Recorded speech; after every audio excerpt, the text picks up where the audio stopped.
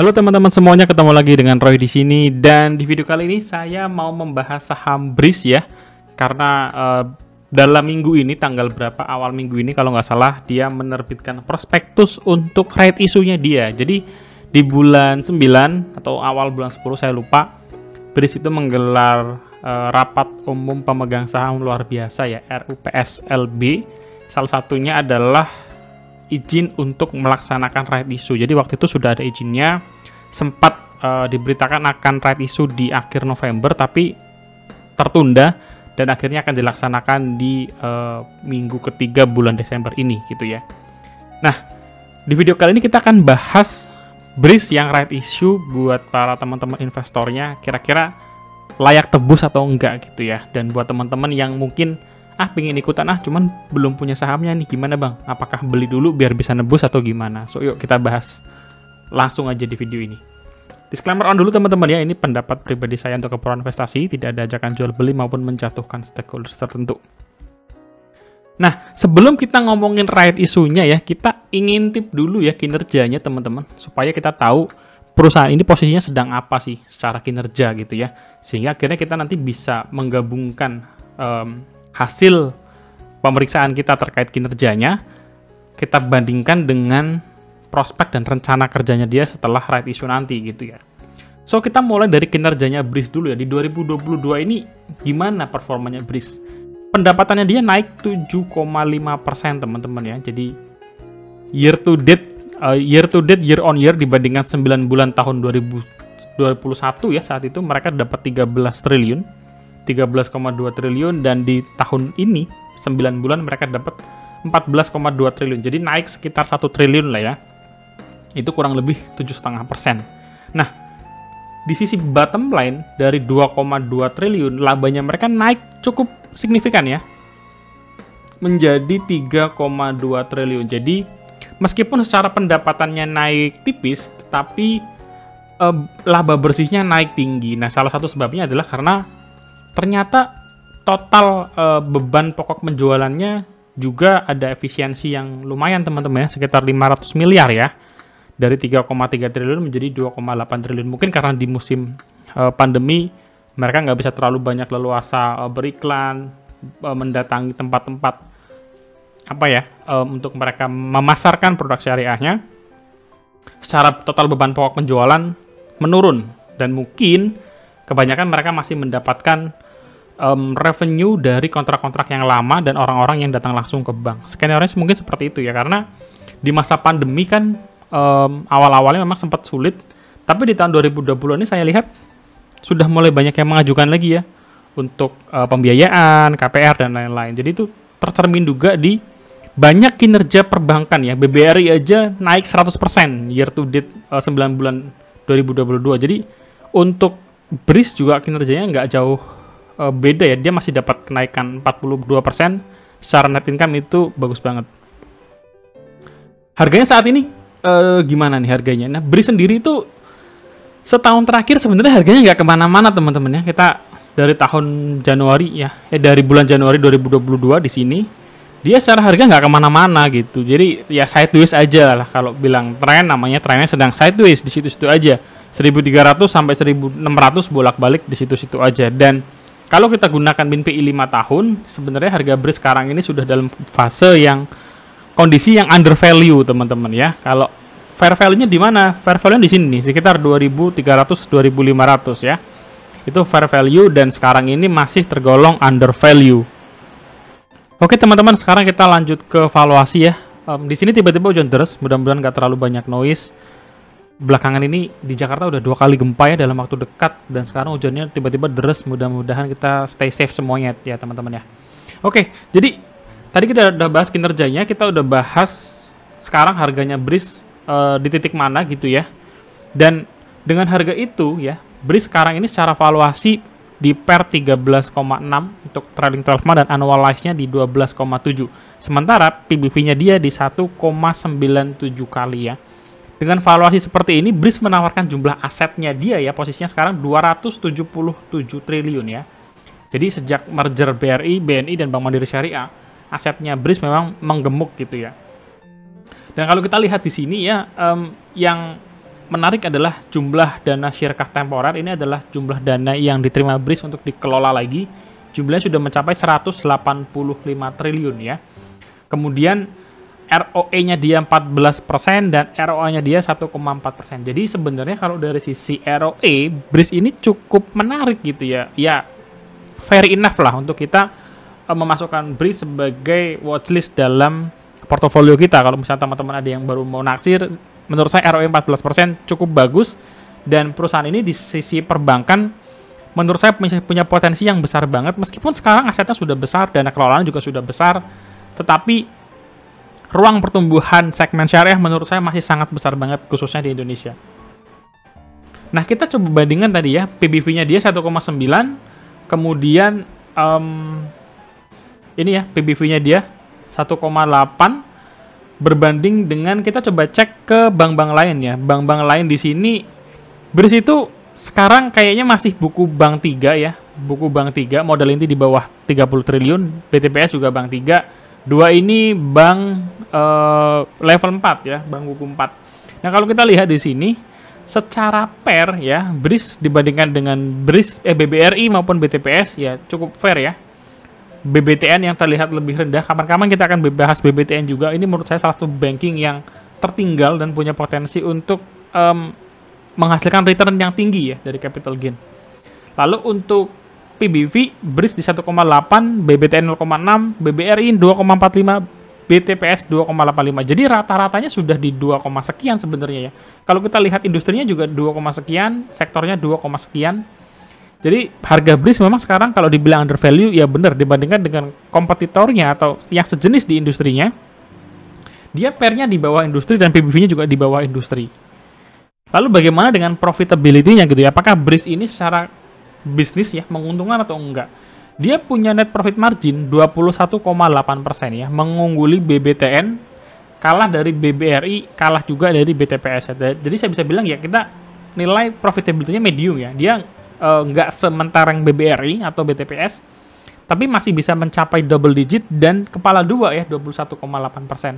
ROE-nya juga bagus, rata-ratanya ya BBTN juga sama, hampir mendekati BBRI, tapi memang masih kalah dari BTPS. Secara ROA jauh memang. Jadi kalau profitability dan ROE-nya medium, ROA-nya low ya, low. Tapi meskipun low, BBTN dan BBRI juga nggak tinggi-tinggi banget ya, hanya 0,8 dan 3%. Artinya ya masih dalam range yang nggak terlalu beda jauh sesama bank BUMN gitu ya. Perbandingan terakhir secara pendapatan gitu ya, pertumbuhan revenue-nya bagaimana? Kalau kita lihat ya, year on year-nya revenue-nya naik 17,8% untuk BRIS quarternya ya, Q on Q-nya. Kalau BBTN 4%, BBRI 7%, BTPS 21,8%. IPS-nya juga tercermin di sini ya. IPS rata-rata tumbuhnya sama BRIS dan BBTN kecuali BBRI ya yang naik 100% lebih memang. BBTN juga, BTPS juga bagus ya, 44,45%. Jadi secara perbandingan growth, BRIS juga tergolong medium ya. Artinya dia bukan yang paling tinggi atau paling mentereng, tapi acceptable ya. Di performa di level ini sekarang acceptable, nggak tertinggal jauh-jauh banget dari bank-bank yang lain. Nah, dari sisi operasional perbankannya bagaimana Bang ya? Dari sisi perbankannya. Jadi kita harus lihat beberapa hal ya yang menurut saya bisa jadi concern buat teman-teman yang punya BRIS atau mau masuk di BRIS. Pertama adalah financing to deposit ratio. Apa nih financing to deposit ratio?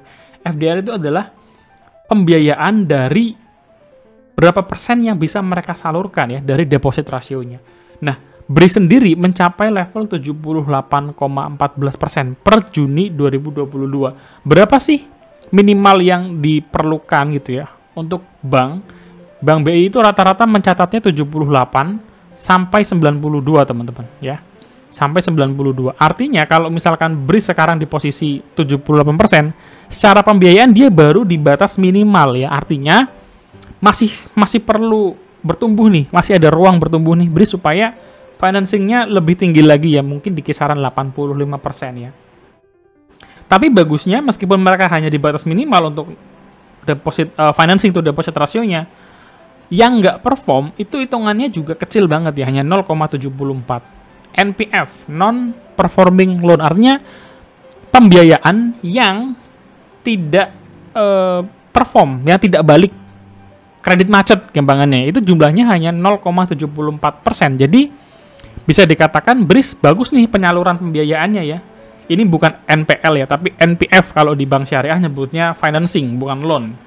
Jadi NPF-nya kecil nih BRIS ya, hanya 0,74%. Artinya pembiayaannya mereka sampai Juni 2022 tergolong lancar ya. Oke, tadi kita udah bahas BRIS dari sisi kinerjanya, lalu operasional perbankannya, dan rasio yang harus kita perhatikan untuk emiten perbankan. Nah, sekarang kita masuk ke poin pembahasan right issue-nya nih gitu ya. Jadi right issue ini beberapa tahun terakhir cukup booming, menjadi salah satu corporate action yang banyak dilakukan, terutama sejak bermunculannya bank-bank digital ya, yang right issue untuk memenuhi modal inti yang ditetapkan oleh pemerintah. Nah, right issue itu apa sebenarnya buat teman-teman yang mungkin baru menjumpai right issue, khususnya buat teman-teman yang megang BRIS gitu ya.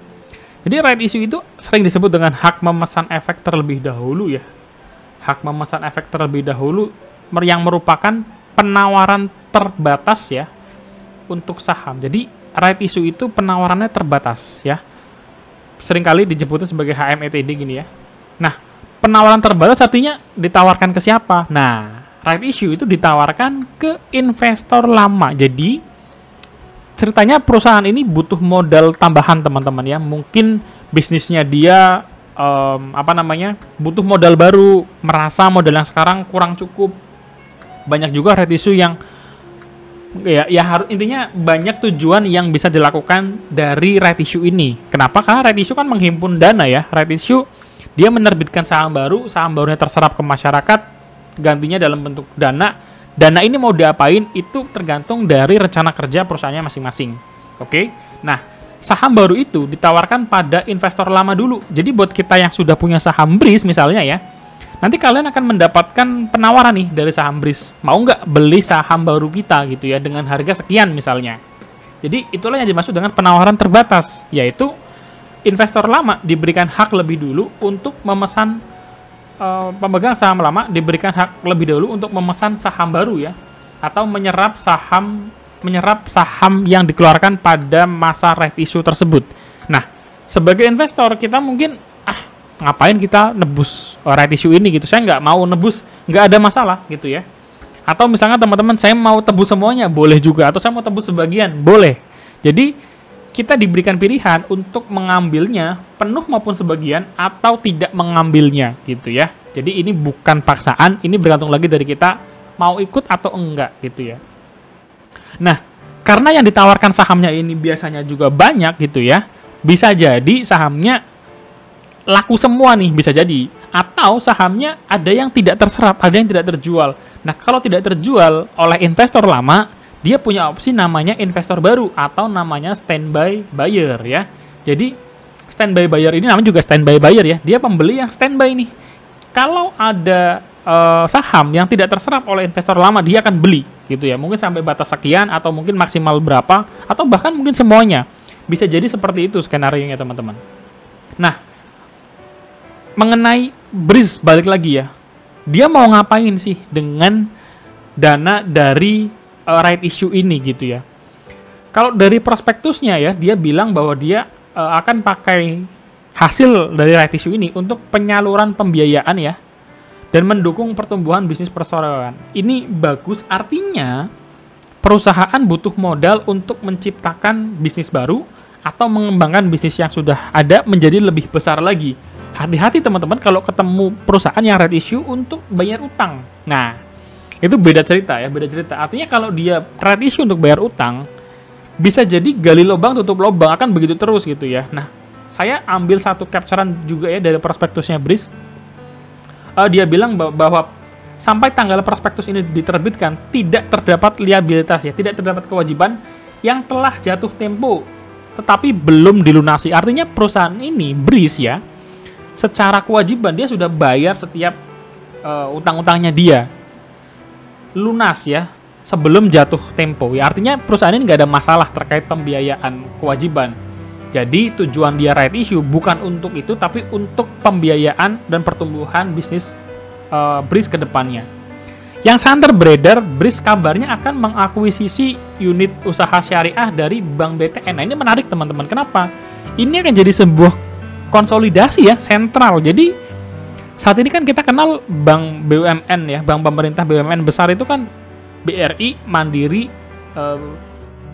BRI, BNI, Mandiri, BTN ya, 4 bank besar ini ya. Nah, yang 3 sudah bergabung ya, yang 3 ini sudah bergabung teman-teman, tinggal 1 nih, yaitu BTN yang kemarin nggak masuk. Nah, kalau nanti BRIS dapat uang dari sana, dia bisa akuisisi tuh ya. Jadi kan meskipun sama-sama bank pemerintah, dia kan nggak bisa serta-merta langsung caplok sini pindahin ke sini, secara administrasi kan nggak bisa. Jadi dia perlu tebus kepada BBTN ya, ini sini unit usaha syariahnya kita gabungin ke sini, kita akuisisi, berapa nilainya ya, dibelilah sama BRIS supaya masuk ke dalam unit usahanya BRIS. Nah, ini hal yang masuk akal teman-teman. Bahkan akan menambah apa ya? Akan menambah sisi apa ya? Akan menambah sisi lain daripada BRIS, yaitu segmen KPR. Karena kan segmen KPR itu segmen besarnya BTN ya. Dan kalau misalkan BRIS bisa mendapatkan unit usahanya BTN Syariah, otomatis orang-orang yang selama ini pembiayaan KPR Syariah akan masuk ke dalam kantongnya BRIS. Nah, itu sebagai prospek yang cukup bagus juga gitu ya.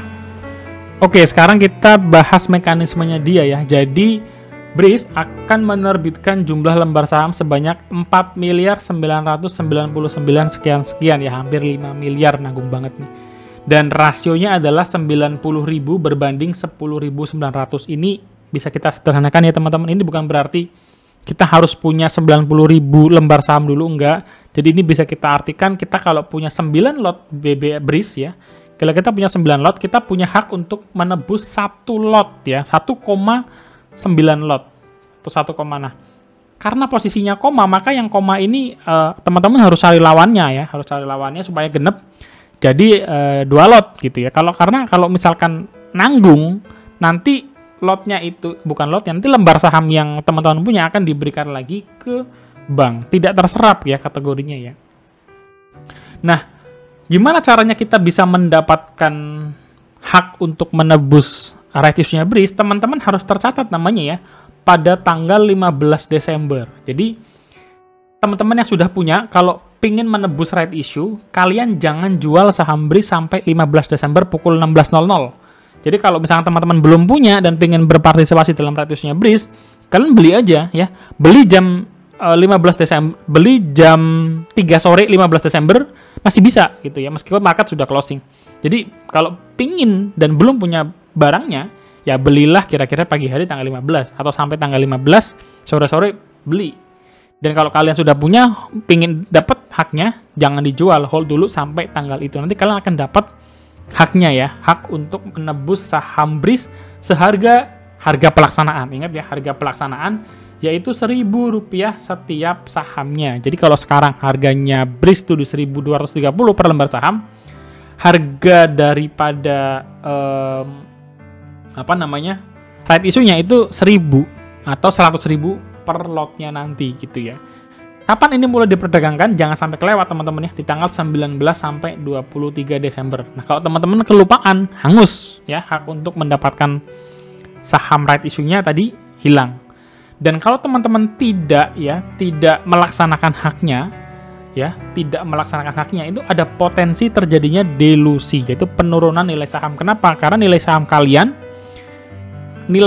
harga saham yang kalian punya sekarang misalkan ya, itu dengan jumlah saham sekian puluh miliar. Tiba-tiba ada saham baru dan teman-teman gak ikut berpartisipasi, otomatis nilai kalian sahamnya akan berkurang ya, maksimal 10,84%. Jadi ada delusi kalau teman-teman tidak ikut ambil bagian dalam right issue ini. Nah, karena ini menyangkut delusi, jadi kalau teman-teman berniat jangan sampai ketinggalan. Nanti tiba-tiba kalian misalkan sibuk balik-balik tanggal 27 Desember, loh kok BRIS saya berkurang nilainya, ya itu karena ada delusi. Dan saham baru ini yang diterbitkan oleh perusahaan ini merupakan saham yang kedudukannya sama ya. Jadi seluruh pemegang saham berhak memperoleh MTD ya sesuai dengan rasio tertentu dan mempunyai hak yang sama dan sederajat dalam segala hal, dan seluruh saham lama seri B perseroan telah ditetapkan dan disetor penuh. Artinya haknya sama teman-teman, nggak dibeda-bedain apakah teman-teman investor retail maupun investor kakapnya dia. Ini adalah jumlah aset tadi kita bahas ya. Artinya kalau misalkan nanti ketambahan ketambahan dana hasil rights issue, asetnya akan naik ya, dan nanti akan berbentuk cash tentunya, dan dia bisa melakukan banyak langkah tadi ya untuk akuisisi BTN ataupun bisnis yang lain. Oke, ini tadi masalah delusi kita udah bahas ya, 10,8% efeknya bila kalian tidak mengambil right issue ini. Kemudian untuk right issue-nya BRIS ini sudah ada beberapa yang tertulis ya di dalam prospektus. Pertama, BMRI ya, BMRI akan melaksanakan seluruh HMETD miliknya. Sementara BBNI dia melaksanakan sebagian, oke?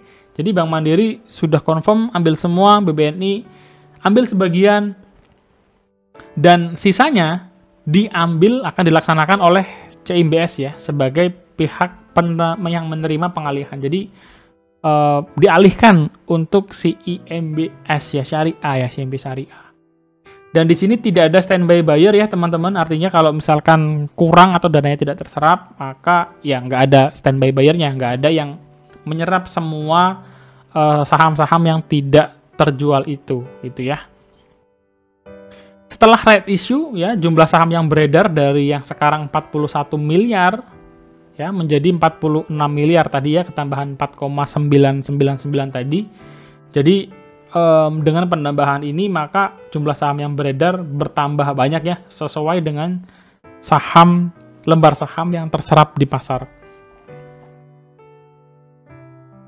Oke, itu tadi mengenai mekanisme right issue-nya. Sekarang kita udah tahu mengenai kinerjanya BRIS, mekanisme right issue-nya dia, kapan tanggal mainnya, di harga berapa gitu ya.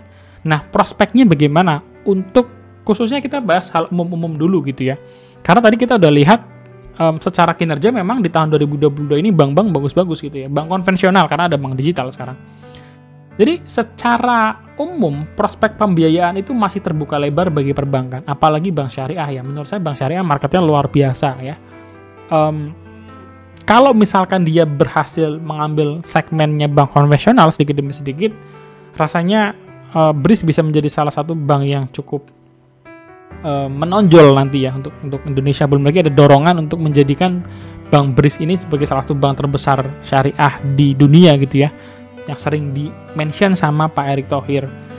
Untuk pembiayaan sendiri ya di 2022 ini Oktober, perbankan secara umum itu menyalurkan kredit mencapai 333 triliun. Jadi jumlahnya makin besar teman-teman. Ini adalah pertumbuhannya ya. Jadi penyaluran kredit tahun 2022 ini terus-menerus mengalami kenaikan. Dan oke, kita udah di bagian kesimpulan teman-teman. Sebelum kita selesaikan video ini, teman-teman jangan lupa subscribe dulu, tekan loncengnya supaya nggak ketinggalan. Dan kalau ada yang belum jelas, kita bisa diskusi bareng di kolom komentar. Oke, sekarang kesimpulannya gimana nih Bang untuk right issue-nya BRIS? Pertama, berangkat dari kinerjanya dulu ya teman-teman. Karena ceritanya ini adalah sebuah bisnis yang butuh disuntik modal baru. Kita harus ngecek dulu dong, sebelum kita mau berikan modal baru, kinerjanya dia bagus nggak gitu ya. Kalau kinerjanya nggak bagus, ngapain kita kasih modal baru gitu ya. Tapi kalau kinerjanya dia bagus, kita sebagai investor lama mau nggak nyuntikin modal lagi supaya dapat return yang lebih besar lagi. Tentu kita tertarik ya kalau ceritanya seperti itu. Nah, itu juga yang terjadi dengan BRIS, karena kalau dari kinerja yang sudah mereka tunjukkan di 2022 menurut saya bagus ya. Kenaikan pendapatannya 7%, laba bersihnya naik 42%, pembiayaannya dia ya, FDR-nya juga bagus, mencapai 78%, meskipun masih bisa lebih tinggi lagi ya, mungkin sampai 80-an%. Tapi NPF-nya juga rendah, artinya 99, berapa berarti ya? 99,90, agak susah ya. NPF-nya hanya 0,2 sekian persen ya. Jadi hanya 0,28% pembiayaan yang bermasalah, yang bisa berpotensi macet gitu ya untuk BRIS. Jadi apa yang mereka sudah salurkan semuanya berjalan dengan bagus gitu ya, sesuai dengan harapan. Secara potensi, Breeze ini juga bagus ya, karena tujuannya dia untuk mendapatkan dana dari right issue ini adalah untuk menambah modal gitu ya, menambah modal. Kalau modalnya udah banyak mau dipakai buat apa? Karena bisnisnya bank jelas untuk disalurkan lagi gitu ya kepada nasabah. Nah, kalau semakin banyak nasabah yang mendapatkan kucuran dana dari Breeze, otomatis kan ya Breeze akan mendapatkan keuntungan dari sana, ada perputaran uang lagi dari sana gitu ya. Yang ketiga, rumor gitu terkait akuisisi bank syariah. Highlight lagi, ini hanya rumor, tapi rumor ini rumor yang positif kalau menurut saya, karena ini akan jadi konsolidasi bank syariah ya ke dalam Breeze. Sudah ada BNI Syariah, BRI Syariah, Mandiri Syariah, ketinggalan nih BTN Syariah. Sedangkan BTN Syariah itu menghandle orang-orang yang ingin KPR dengan sistem syariah, gitu ya. Nah, kalau misalkan BTN Syariahnya pindah ke Breeze, otomatis orang-orang yang mau pakai servisnya BTN Syariah akan menuju ke Breeze, ke Bank Rakyat Indonesia Syariah. Bank Indonesia Syariah gitu ya. Jadi menurut saya ini langkah yang bagus karena akan melengkapi segmen usahanya Breeze dengan segmen KPR, karena yang sudah terkenalnya BTN kan KPR gitu ya. Yang keempat, teman-teman kalau tidak mengikuti right issue akan ada efek delusi gitu ya. Jadi harus dipahami dulu bahwa jangan sampai nanti kalian kaget kenapa bisa turun sendiri, itu karena ada delusi gitu ya. Nah, sementara kalau kita nggak ngambil, kita juga sebaiknya punya alasan kenapa. Misalkan, nggak tertarik prospeknya dan lain-lain. Cukuplah segini dulu, atau misalkan belum ada duit nih, ya it's okay. Cuman jangan sampai kalian melewatkan karena nggak tahu gitu ya. Jadi kalian cek baik-baik kalendernya kalau misalkan ingin menebusnya. Dan balik lagi, dia punya kinerja yang baik, dia punya prospek yang baik. Jadi ketika ditawarkan right issue, saya sendiri merasa ini kesempatan yang bagus juga untuk menambah gitu ya, menambah jumlah saham melalui right issue ini. Jadi gimana teman-teman? Setelah kita bahas di sini, apakah kalian tertarik untuk menebus right issue-nya Breeze? Jawab di kolom komentar ya. So, kita akhiri dulu video ini. Teman-teman, terima kasih untuk supportnya di channel ini. Jangan lupa untuk subscribe, tekan loncengnya. Kalau ada yang kurang jelas, silakan kita bisa diskusi bareng di kolom komentar. Dan kira-kira abis ini kita bahas sama apa lagi? Atau ngebahas apa lagi gitu ya? Boleh usulin di kolom komentar. Sampai ketemu teman-teman, dan tetap stay safe, sehat selalu. God bless you, bye-bye.